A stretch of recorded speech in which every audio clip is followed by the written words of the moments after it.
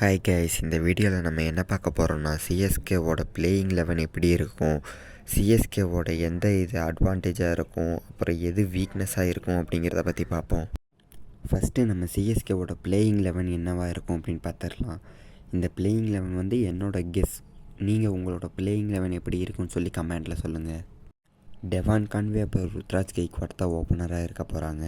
அப்புறம் one down ராகுல் திரிபாட்டி, அதுக்கப்புறம் சிவம் தூபே, அப்புறம் தீபக் ஹூடா, அப்புறம் சாம் கரன், அப்புறம் ஜடேஜா, அப்புறம் டோனி, அப்புறம் அஸ்வின், அப்புறம் நூர் அகமது, அப்புறம் கலீல் அகமது, அப்புறம் இம்பேக்ட் பிளேயரில் பதிரானாவை யூஸ் பண்ணிக்கலாம்.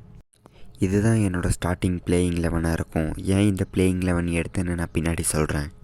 இப்போது சிஎஸ்கேவோட ப்ராப்ளம் என்னவாக இருக்கும், இப்போ அதை எப்படி சரி பண்ணலாம் அப்படிங்கிறத பற்றி பார்ப்போம். இந்த சீசனில் மற்ற டீமை கம்பேர் பண்ணும்போது நம்ம சிஎஸ்கே கிட்ட கொஞ்சம் ஃபயர் பவர் கொஞ்சம் கம்மியாக தான் இருக்குது. ஆனால் இதில் யாரோ டாப் 5ல் யாரோ ஒருத்தவங்களுக்கு குயிக்காக ரன் வர்ற மாதிரி அடிச்சிட்டாங்கன்னா நம்ம சிஎஸ்கே ஒரு நல்ல டார்கெட்டை செட் பண்ண முடியும். இதில் டாப் ஆர்டரில் ஆடுற பேட்ஸ்மேன்ஸ் யாரோ ஒருத்தவங்க டிஃபென்சிவ் மோட்லேயும் இன்னொருத்தவங்க அக்ரஸிவ் மோட்லேயும் இருக்கணும். அப்போ தான் நம்ம ஒரு நல்ல டோட்டலை செட் பண்ணி மற்ற டீமுங்களுக்கு ப்ரெஷர் போட முடியும். இப்போது சிஎஸ்கேவோட டாப் பிக்ஸ் யாருன்னு பார்த்துடலாம். Number 1 Noor Ahmad, number 2 Anshul Kamboj, number 3 Ravichandran Ashwin. இந்த பிக்ஸில் சூப்பரான ஸ்பின்னர் 2 பேர் கிடச்சிட்டாங்க, ஒரு சூப்பரான ஃபாஸ்ட் பவுலர் ஒருத்தவங்க கிடச்சிட்டாங்க. இப்போது சிஎஸ்கேவோட மெயின் அட்வான்டேஜ் என்னவாக இருக்கும் அப்படின்னு பார்த்துடலாம். சிஎஸ்கேவோட மெயின் அட்வான்டேஜ் என்னென்னு பார்த்தோன்னா அது கண்டிப்பாக ஸ்பின்னர்ஸ் தான்.